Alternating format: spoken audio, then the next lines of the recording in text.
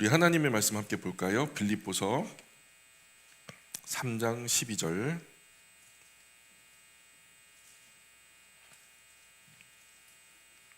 같이 읽습니다. 시작. 내가 이미 얻었다 함도 아니요 온전히 이루었다 함도 아니라 오직 내가 그리스도 예수께 잡힌 바 된 그것을 잡으려고 달려가노라. 아멘. 저는 제가 이미 완전한 신앙에 이르렀다고 주장하는 것이 아닙니다. 구주 예수님께서 저를 붙드셨기에 저는 그저 그분의 일을 이루려고 지금도 달리고 있을 뿐입니다. 이렇게 말하는 거죠. 이미 지나간 뒷일은 있고 아직 구주 예수님께서 허락하신 목표 지점에 다다르지 않았기 때문에 지금도 온전히 그것을 완주하려고 지금 그 목표를 향해서 열심히 달려가고 있을 뿐입니다. 그런 얘기예요. 그죠? 지나가 버린 시간은 뭐 돌이킬 수 없죠. 어떻게 우리가 과거로 돌아갈 수는 없잖아요. 그래서 지나간 시간은 내 시간은 아닌 거예요. 우리에게 내일이라는 기회가 또 올지 모르죠. 그러니 내일도 사실은 우리에게 주어진 시간은 아닌 거죠. 내일이라는 시간도 나의 것이 아니란 말이에요. 그래서 지금 나의 시간은 지금 현재 나에게 주어진 시간뿐이라는 거죠. 그러니 지나간 일 계속 그냥 되씹고 곱씹으면서 그러면은 절대로 앞으로 나아갈 수가 없죠. 과거에 집착하고 매이고 그러면 앞으로 한 걸음도 나갈 수가 없어요. 빨리 잊어버려야 되죠. 그것이 성공이든 실패든 영광이든 망신이든 지금 주저앉아서 지난 옛날 추억할 그런 시간, 연연해할 그런 시간은 아니라는 거죠. 후회가 막 급해도 다 지나간 일이니까 어쩔 수 없는 거잖아요. 100m 달리기 선수가 열심히 달리다가요 넘어졌어요. 그럼 어떻게 해야 돼요? 100m 달리기 선수가 막 최선을 다해 달리다가 넘어졌어요. 그러면 그쵸, 그 자리에 앉아가지고 생각을 해야죠. 내가 어쩌다가 넘어졌을까? 원인이 뭘까? 다음에 어떻게 하면 안 넘어질 수 있을까? 이렇게 하면은요 100m 달리기 선수 다음에는 경기장에서 절대 못 봐요. 어떻게 해야 될까요? 바로 일어나서 그냥 뒤도 돌아보지 않고 열심히 달려야죠. 생각할 겨를이 어디 있어요. 100m 달리기 선수나 100년 미만 신앙의 경주를 하는 저와 여러분도 마찬가지라는 거예요. 우리 인생 짧잖아요. 그런 거 연년에 하면서 5년 10년 허비하다가는 우리 아무것도 못하고 끝나버려요. 구주 예수님께서 꽂아놓으신 깃발 보면서 그냥 달려가라는 거예요. 인생 살면서 별의별 일 왜 없을 거라고 생각해요? 있을 수 있다는 거죠. 그런데 그거 연연해 하다가는 100년 가지고는 부족하다니까요. 그러니까 신경 쓰지 말고 앞으로 나가라는 거예요. 지난 일 교훈 삼아서 지금 제대로 바르게 하려고 노력하면 되는 거고요. 아직 다가오지 않는 시간을 두려워하거나 아직 오지 않았다고 여유 부릴 수 있는 그런 시간도 아니라는 거잖아요. 아직 싸움 끝나지 않았으니까 어설프게 샴페인 터뜨릴 생각하지 말고, 아직 전쟁 끝나지 않았는데 어설프게 갑옷 벗어놓을 생각하지 말고, 무기도 내려놓을 생각하지 말고, 그렇죠.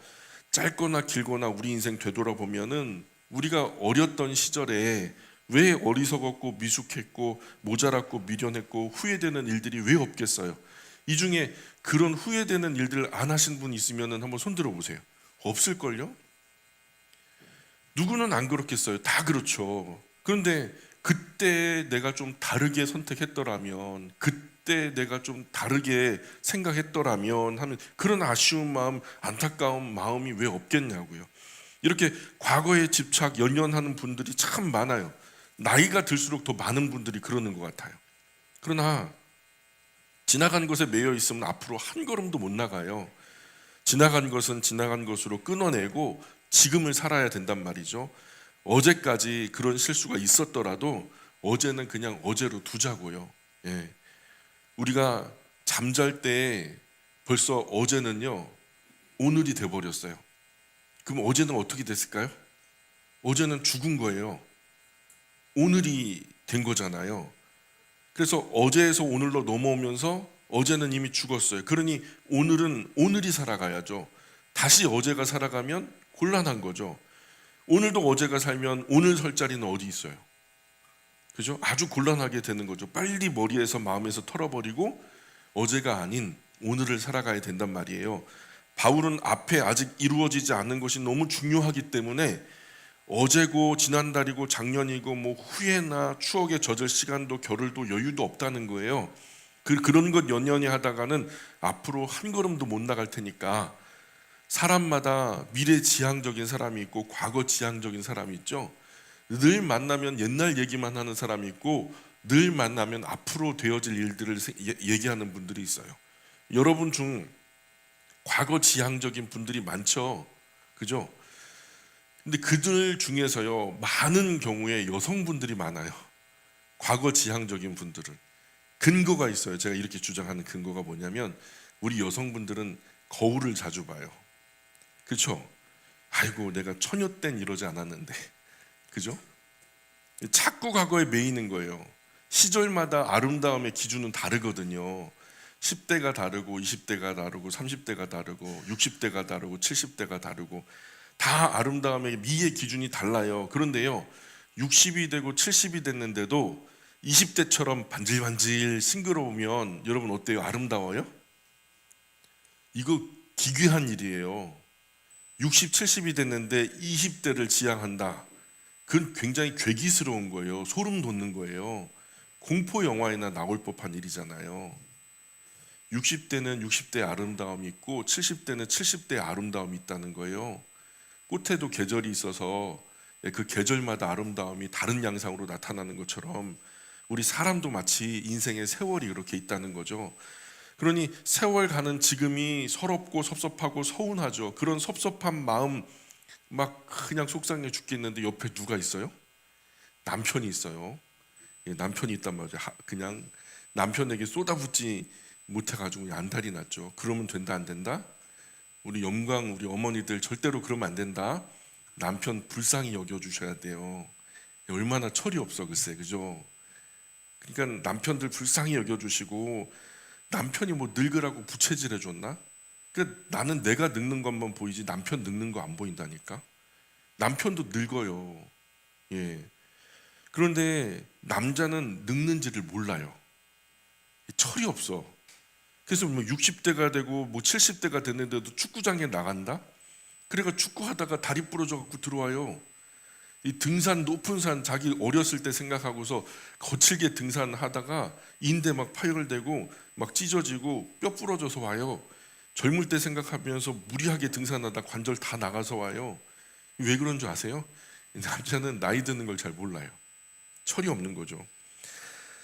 간혹 남자분 중에도 과거 집착하는 분이 있어요. 그런 분 인생에 큰 어려움 당한 분들이 있거든요. 과거에 엄청난 실수를 했거나 실패를 경험했거나 엄청난 상처를 받았거나 이런 분들, 과거를 이렇게 연연하는 분들이 있거든요.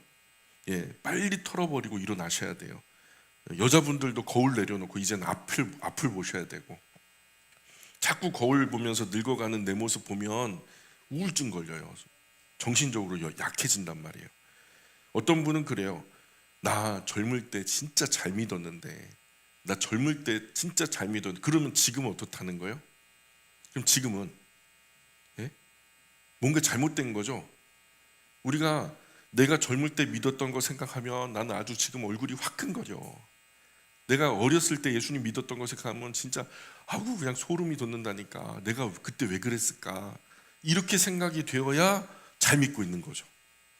젊었을 때, 어렸을 때 나 진짜 잘 믿었어, 열심히 했어, 이건 이상한 거라니까요. 과거보다 조금 신앙이 나아진 사람들은요, 어렸을 때 신앙생활 생각하면 얼굴이 화끈거려야 정상이죠. 지나간 것은 지나간 그대로 인생의 한 페이지로 남기고 이제 오늘을 사시란 말이죠. 왕년에 뭐 잘한 것 아무 소용 없어요. 예, 과거보다 조금 더 잘해야 자랑할 거리가 있는 거죠. 왕년에 잘했던 건 아무 쓸데가 없다니까요. 지난날의 잘못이 오늘 나를 붙잡지 못하게 하세요. 내가 과거에 잘못한 것이 오늘 나를 붙잡고 자꾸 나를 앞으로 나아가지 못하게 한다면 끊어버리셔야죠.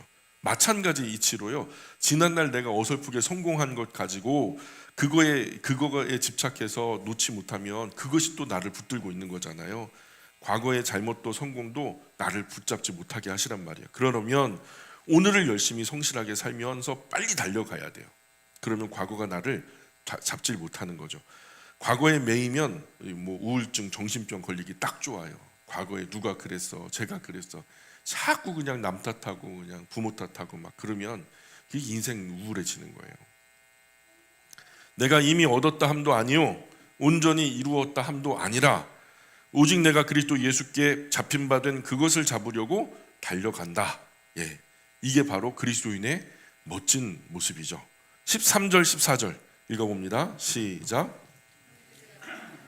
내가 잡은 줄로 여기지 아니하고 오직 한 일, 즉 뒤에 있는 것은 잊어버리고 앞에 있는 것을 잡으려고 표대를 향하여 그리스도 예수 안에서 하나님이 위에서 부르신 부름의 상을 위하여 달려가노라. 사랑하는 형제들이여, 저는 아직 그 목적지에 이르지 못했습니다.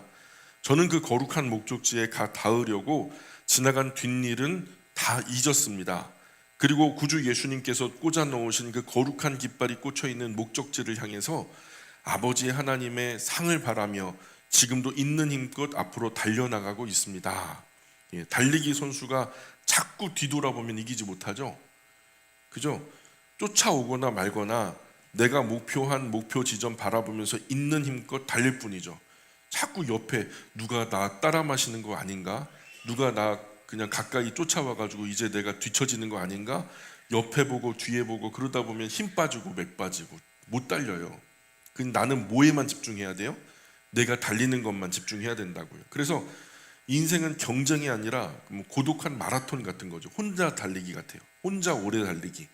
그런데 달리면서 계속 곁눈질하고 뒤돌아보면 힘 빠진다는 거예요. 그런 거 신경 쓰지 말고 열심히 달리자. 15절에 시작. 그러므로 누구든지 우리 온전히 이룬 자들은 이렇게 생각할지니 만일 어떤 일에 너희가 달리 생각하면 하나님이 이것도 너희에게 나타내시리라. 예, 저는 여러분이 모두 성숙한 그리스도인으로서 이 점에 저와 같은 생각을 가졌으면 좋겠습니다. 혹시 여러분과 저의 생각에 다른 점이 있다고 해도 하나님은 분명히 그 부분을 적절하게 지적해서 우리에게 바르게 가르쳐 주실 겁니다. 이런 얘기예요. 그래서 하나님의 선한 인도하심을 바라는 거죠. 하나님은 우리를 절대로 나쁜 곳으로 인도할 그럴 분이 아니죠. 하나님의 인격을 믿으십니까? 그러면 믿고 맡기세요. 우리가 잘못된 기도, 잘못된 행동을 한다 해도 우리가 하나님을 끝까지 신뢰하면 우리를 바른 길로 인도하실 거란 말이에요. 바울은 지금 내가 전적으로 옳다, 그러니 너는 틀렸다 이렇게 말하는 게 아니에요. 내가 틀릴 수도, 네가 틀릴 수도, 또는 내가 맞을 수도, 또 네가 맞을 수도, 아니면 우리 둘 다 맞고 둘 다 틀릴 수도 있다는 거죠. 그러나 우리 아버지 하나님은 우리로 선하고 바른 길로 인도해 주실 거라는 믿음과 신뢰를 지금 고백하는 거예요. 16절 볼까요? 16절 시작. 오직 우리가 어디까지 이르렀든지 그대로 행할 것이라. 그러니 저와 여러분이 이 경주에 어디쯤을 달리고 있는지 우리는 잘 모릅니다. 그러나 우리가 달리던 그대로 열심히 달리면 될 뿐입니다. 계속 달려야 하는 거죠. 빌립보 교회는 지금 서로 싸우느라고 신앙의 전진을 멈춘 상태예요. 신앙의 전진을 멈추고 서로 경쟁하고 다투느라고 교회가 올스톱 돼 있단 말이에요. 사실 싸우는 이유도 지난날의 어떤 잘못이나 실수 때문에 싸우는 거 아니겠어요? 너 과거에 그랬잖아. 네가 지난번에 그랬잖아. 이런 것 때문에 이유가 돼가지고 지금 빌립보 교회 안에 유오디아 순두교가 자꾸만 이제 갈등의 분란의 소지가 되는 거잖아요. 그러나 지금 빌립보 교회 누구도 다 잘하려고 하는 거예요. 그렇죠? 바울에게도 잘하려고 하고 누구보다 구주 예수님의 이름 앞에 잘하려고 하는 교회가 빌립보 교회니까요. 지난날의 어떤 실수나 잘못 때문에 빌립보 교회의 미래를 망치지 말라는 거예요. 과거 때문에 오늘을 망치고 미래를 망치는 것이 세상 가장 어리석은 일이죠. 지나간 잘못이 있다면 회개할 것은 하나님 앞에 회개하면 그만이고요. 사죄할 것이 있다면 사람에게 나아가서 사죄하면 그만이에요. 용서하고 못하고는 상대 몫이에요. 용서해 주시면 감사한 거고 안 해주면 뭐 어쩔 수 없는 거예요. 끝까지 계속 용서를 구하는 자세로 나가죠. 그리고 깔끔하게 사죄하고 나는 내 길 가는 것이 중요하다는 거예요. 그것에 매여서 앞으로 나가지 못하면 안 되는 거죠. 오늘을 성실하게 진실하게 열심히 사는 사람에게는 지난 날은 절대로 장애가 될 수 없다는 거죠. 17절 계속 읽어볼게요. 17절 시작. 형제들아 너희는 함께 나를 본받으라. 그리고 너희가 우리를 본받은 것처럼 그와 같이 행하는 자들을 눈여겨보라. 형제들아 너희는 함께 나를 본받으라. 참 어려운 말이죠. 예, 저는 이 말을 여러분에게 할 자신이 없어요. 예, 그런데 바울은 빌립보 교회 그리스도인들에게 이런 말을 자신 있게 하죠. 그래서 바울이 진짜 대단한 거예요. 그만큼 바울은 구주 예수님 안에서 아버지 하나님의 상을 바라며 열심히 지금 최선을 다하고 있는 거니까 최선을 다하는 나를 본받으라. 바울은 누구 본받았을까요? 구주 예수님 본받았겠죠? 그러니 구주 예수님 비슷하게 바울이 열심히 수고하고 있는 거죠. 그런 것처럼 너희는 누구를 본받으래요? 나를 본받아라. 그러면은 지금 이 빌립보 교회 그리스도인들은 누구를 본받는 거예요? 그죠? 바울인데 사실은 바울이 아니라 바울이 본받고 있는 구주 예수님을 본받는 거예요. 그래서 그 이후에 그리고 너희가 우리를 본받은 것처럼 그와 같이 행하는 자들을 눈여겨보라 이렇게 말해요. 그리고 나를 본받아 사는 사람들을 한번 눈여겨보세요 이런 말인데요. 바울이 구주 예수님 본받았죠. 그러니 구주 예수님이 보이지 않으면 일단 바울을 본받으란 얘기예요. 빌립보 교회 그리스도인들이 바울을 본받는 것처럼 또 빌립보 교회 그리스도인들 뒤에도 빌립보 교회 그리스도인들을 본받는 사람들이 있겠죠. 예, 그들을 따라 말하고 그들처럼 행동하며 살기 원하는 사람들이 있다는 거예요. 내가 누군가의 본보기가 된다면 나의 말과 행동 정말 조심해야 되겠죠. 모르긴 몰라도 그리스도인은요, 예수님의 가르침처럼 등경 위에 들려진 등불이에요. 등경 위에 들려진 등불은 방 안에 있는 모든 사람들에게 비춰져요. 그러니까 저와 여러분은 빛과 소금이에요. 사람들이 집중해서 볼 수밖에 없는 그 위치에 우리가 있단 말이에요. 그러니까 우리는 좋든 싫든요, 본보기가 되어버렸어요. 자, 그러니 저를 비롯해서 장로님, 권사님들, 집사님들 항상 조심해야 됩니다. 우리 영광의 청년 학생들 다 조심해야 됩니다. 예, 말과 행동, 우리 표정과 말투, 인격과 관계, 우리 모든 행실은 우리 뒤에 믿게 되는 모든 사람에게 지금 다 본보기가 되고 있어요. 다 본보기가 되고 있다고요.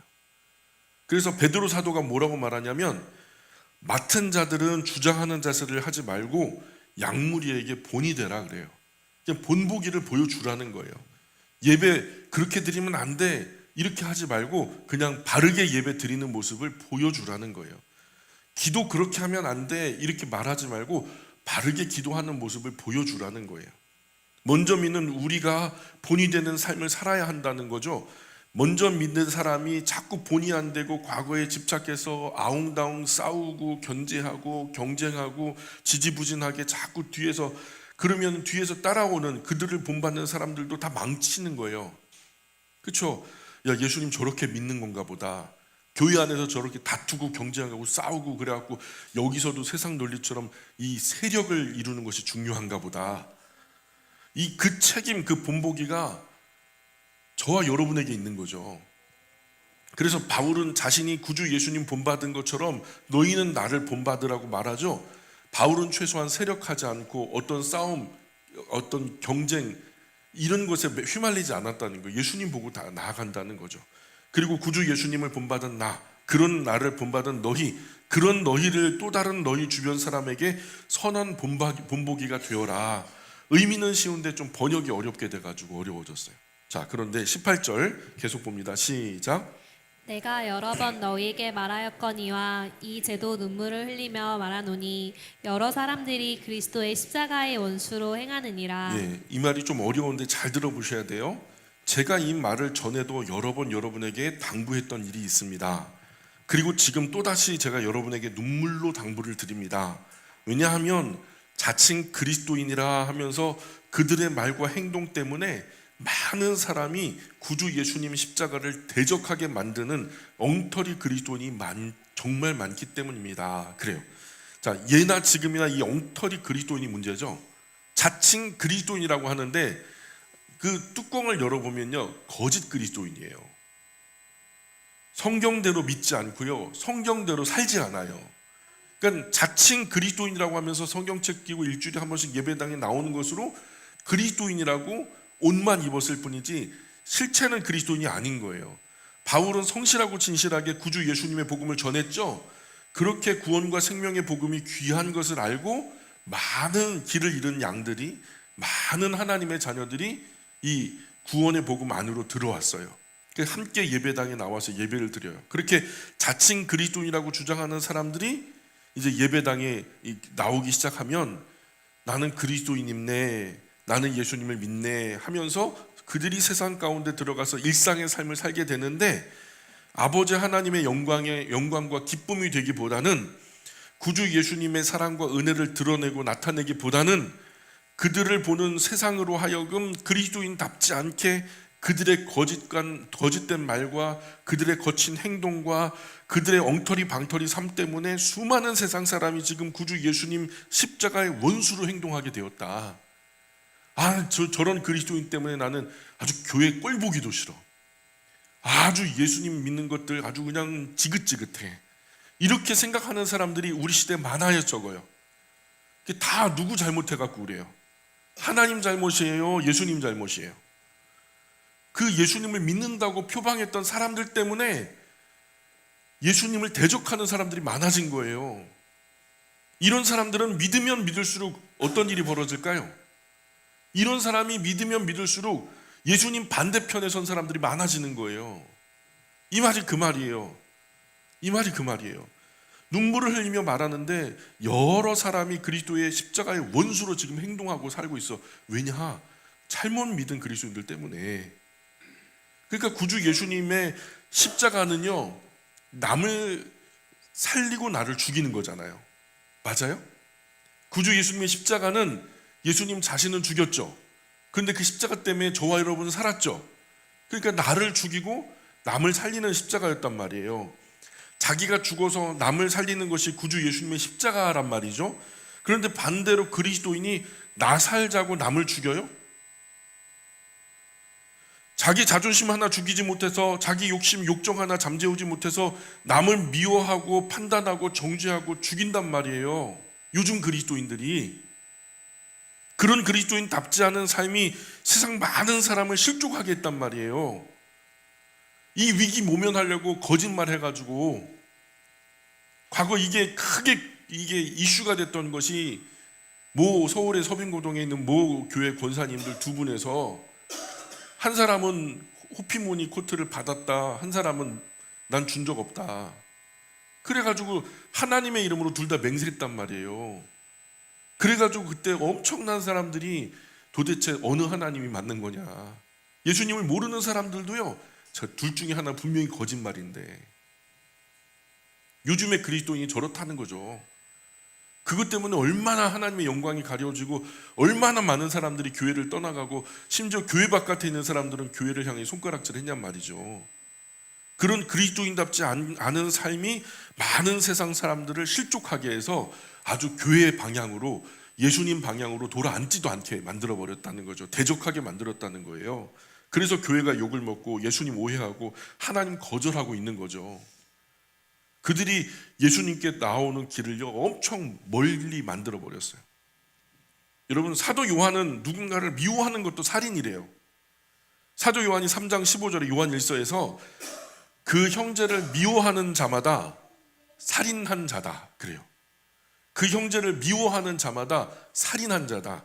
살인하는 자마다 영생이 그 속에 거하지 아니하는 것을 너희가 아는 바라, 이 말이에요.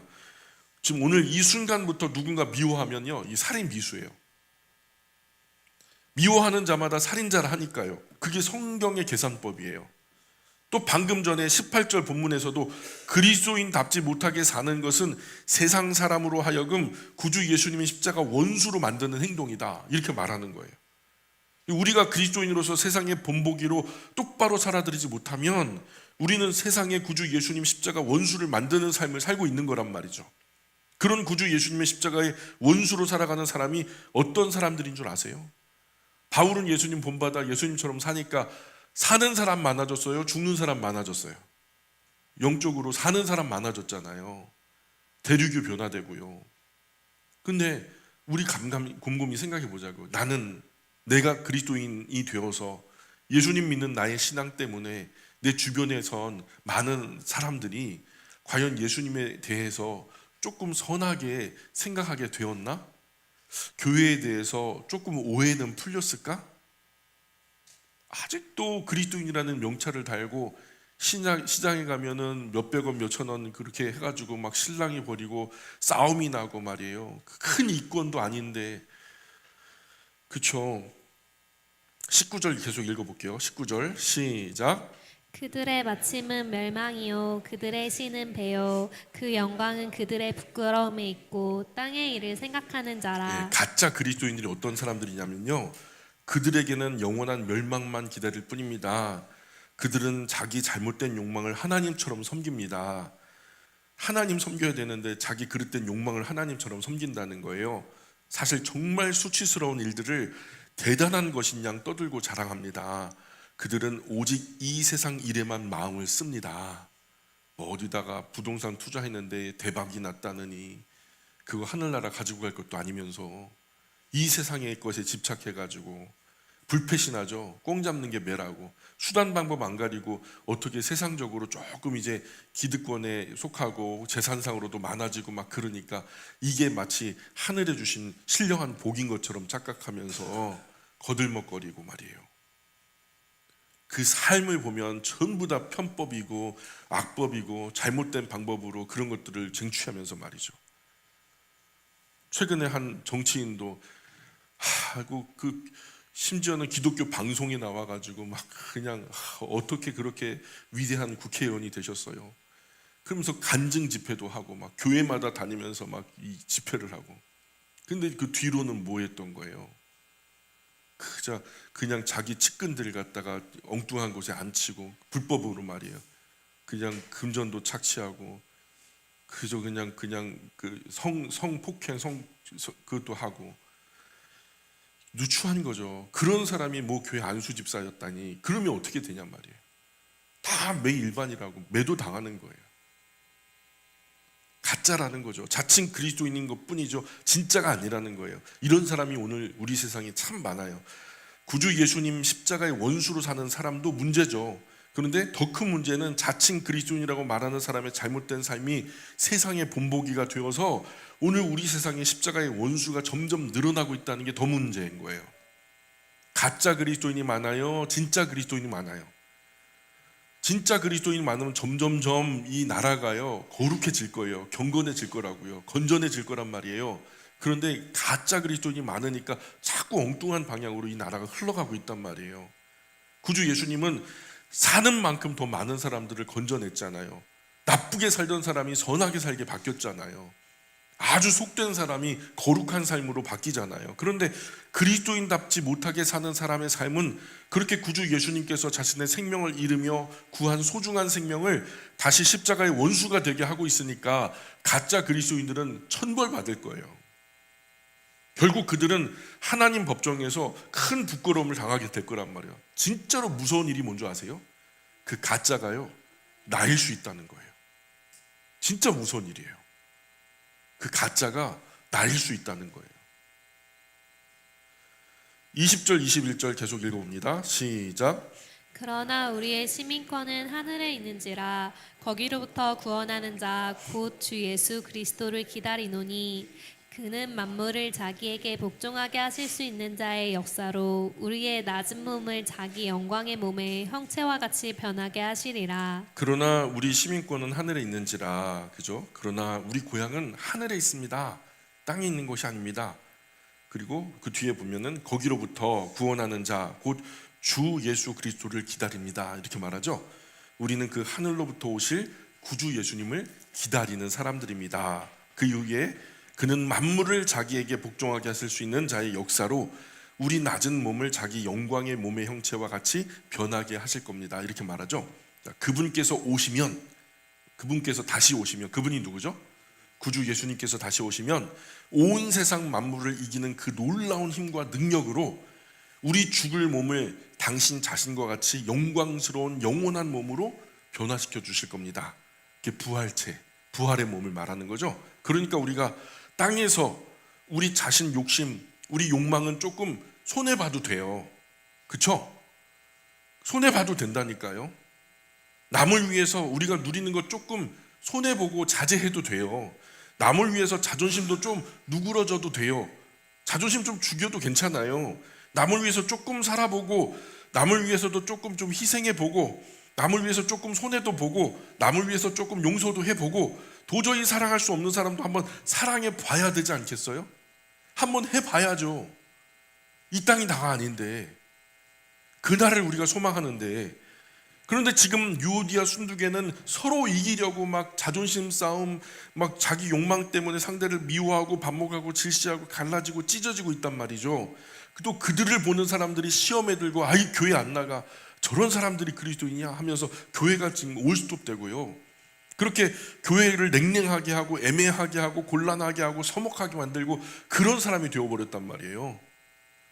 교회는 세상 사랑이 다 차갑게 식어도 다시 뜨거운 더 구주 예수님 사랑으로 데펴낼 수 있는 곳이어야 된단 말이에요. 우리 아이들 밥 먹이다가 밥이 식으면 좀 데펴갖고 다시 주잖아요. 그런 것처럼 세상에 먹을 것이 없어서 냉랭해졌으면요, 예배당에 나와서 뜨겁게 데펴갖고 갈 수 있는 곳이 이곳이 돼야 된단 말이죠. 미워하러 오는 곳이 교회가 되면 얼마나 서글프냐는 거예요. 어떤 분들은 교회에 싸우러 다녀요. 파당이 나눠져가지고 싸우러 다녀요. 새 싸움을. 얼마나 서글프냐는 거예요. 차라리 나오지 말든가. 서로 예배당 안에서 미워하는 유오디아 순두개가 서로 신경전 버리는 것 때문에 구주 예수님의 사람을 만들어내는 것이 아니라 구주 예수님 십자가 원수들을 만들어내고 있는 현실을 지금 바울이 지적하고 있는 거예요. 그래서 여기까지가 3장인데 사실은요, 3장이 4장 1절 2절까지 연결되고 있어요. 4장 1절 2절까지 사실은 이 3장에 속하는 거예요. 그래서 4장 1절에 보면 다 같이 읽어볼게요. 4장 1절 시작. 그러므로 나의 사랑하고 사모하는 형제들, 나의 기쁨이요 면류가 아닌 사랑하는 자들아, 이와 같이 주 안에 서라. 그러므로 저희의 기쁨의 면류관이 사랑하는 형제들이여, 이런 바른 그리스도인으로 구주 예수님 안에 굳게 서세요. 사람 살리는 그리스도인, 세상 사람으로 잃어버린 영혼의 길을 잃어버린 그들에게 하나님의 자녀들을 하나님께로 더 많이 돌려내는 그런 그리스도인. 나 때문에 예수님이 더 좋아지고, 나 때문에 교회가 좀 이렇게 오해가 풀리고, 나 때문에 하나님이 조금 더 좋아지는 그런 그리스도인. 바울은 이 말을 하고 싶었던 거예요. 여러분, 그리스도인다운 그리스도인이 되세요. 지금 여러분이 서로 미워하고 다투고 경쟁하는 그런 모습은 전혀 진짜 그리스도인답지 않아요. 그죠? 그러는 거죠. 그리고서 최종적으로 하고 싶었던 말, 바울이 하려고 했던 그 말, 사실 우리가 어설프게 조언을 주면 사실 사람들이 좀 기분 나빠하거든요. 나는 조언 바라지도 않는데 네가 뭐 나보다 잘났다고 조언을 줘? 어설프게 우리가 조언을 주면요, 그렇게 반향이 일어나요. 근데 바울은요, 앞서 1장, 2장, 3장에서 그렇게 그냥 교리로부터 원리로부터 그냥 배려하는 말들 조심스럽게 풀어내다가 결국 4장 2절에서 결국 하고자 하는 말을 지금 풀어내고 있죠. 2절 계속 읽어볼게요. 시작. 내가 유오디아를 권하고 순두개를 권하노니 주 안에서 같은 마음을 품으라. 제가 유오디아와 순두개에 권면합니다. 구주 예수님 안에서 같은 마음 품으세요. 이 말은 뭐냐면 유오디아 순두개에 이제는 화해하세요, 그런 말이에요. 같은 마음 품으라는 것은 화해하시라는 거예요. 여러분 이제 화해하세요. 네? 화해하시라고요. 뭐 싸운 분 없겠지만 혹시라도 싸우시는 분이 있으면은 부부간이라도 우리 좀 화해하시고 같은 마음 품으시자는 거예요. 같은 마음, 누구 마음이에요? 구주 예수님 마음이겠죠. 이제 바울이 자기가 하려고 했던 본격적인 말, 콕 집어 당사자들을 직접 말하죠. 유오디오 순두개, 구주 예수님 안에서 빨리 화해하세요. 같은 마음 품으세요. 바울의 갈등 당사자들에게 아주 짧고 강하게 한마디 하는 거예요. 이게 구구절절이 늘어지면 어떻게 돼요? 역효과가 나요. 잔소리가 돼요. 아주 짧고 명료하게 딱 한마디만 하면 되는 거죠. 구구절절이 늘어지면 권면이 아니라 책망이 되고요. 나중에는요, 책망이 길어지면 짜증이 나고요, 역기능이 생겨버려요. 그래서 앞서 한마음 가져야 할 마땅한 이유는 구구절절히 설명했으니까. 그런데 정작 당사자들의 권면은 아주 짧고 명료하게 전달하고 있죠. 사실 유오디아 순두개가 몰라서 못한 거 아니잖아요. 그렇죠? 유오디아 순두개가 뭐 몰라서 못했겠어요?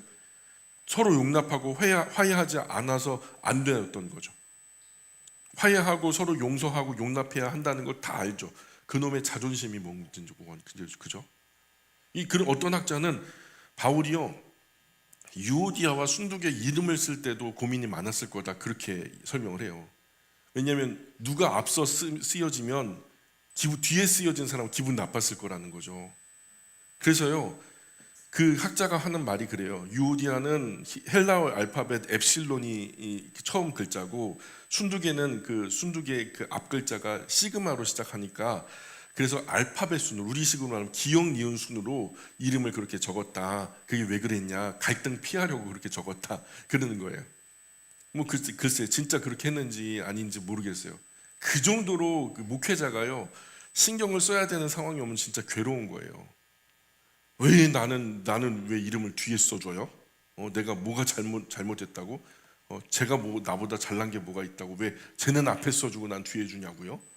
그러면 진짜 머리 아프겠죠. 자, 그러나 저는 이렇게 해석해요. 유오디아라는 이름의 뜻이 뭔지 아세요? 유오디아는요, 좋은 여행이란 뜻이에요. 좋은 여행. 여러분 여행 해보셨어요? 지난주에 여행 갔다 왔거든요. 저 금오도를 거쳐서 저 안도까지 가서 우리 동기 목사님이 이 어촌에다가 교회를 이제 개척한 그 교회에 가서 무너지는 교회를 세웠던 그 모습을 보면서 은혜 많이 받고 또 기도해주고 왔거든요. 참 좋은 여행이었어요. 거기는 벌써 벚꽃이 만발해요. 개나리도 활짝 폈고요. 바닷물은 완전히 에메랄드 빛이에요. 그리고 배를 타고 들어갔거든요. 근데 상괭이가 옆에서 막 쫓아오는 거예요. 참 기분 좋은 여행이었어요. 예. 자, 좋은 여행, 또 향수라는 의미도 있어요. 좋은 냄새, 향수. 순두개에는 헬라어로 우연히 생긴 좋은 일이란 뜻이에요. 우연히 생긴 좋은 일. 만약 두 분이요, 바울의 권면을 달게 받아들여서 구주 예수님 안에서 한 마음을 가지고 서로 용서하고 용납하고 화해했다면 두 분이 이 땅에서 짧은 인생이라고 하는 이 여행에서 우연히 생긴 좋은 일처럼 아주 향기로운 관계가 됐을 거다. 이 두 분 인생이 행복하고 향기롭고 기쁜 일들로 가득할 거란 말이죠. 그러나 끝까지 용서하지 않고 용납하지 않고 화해하지 않으면 우연한 이 여행은요, 진짜 지옥이 되겠죠.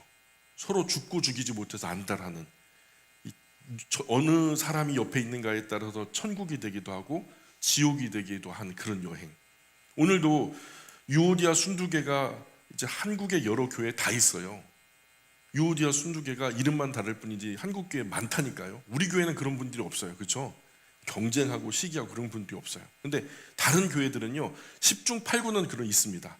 유오디아 순두개 권사님들이 다 있어요. 누구와 함께 여행하느냐에 따라서 인생이 천국이 되기도 하고 지옥이 되기도 하잖아요. 저와 여러분의 이 짧은 여행은 천국의 기쁨을 누리는 정말 행복하고 향기로운 여행이 되시길 주님의 이름으로 축복합니다.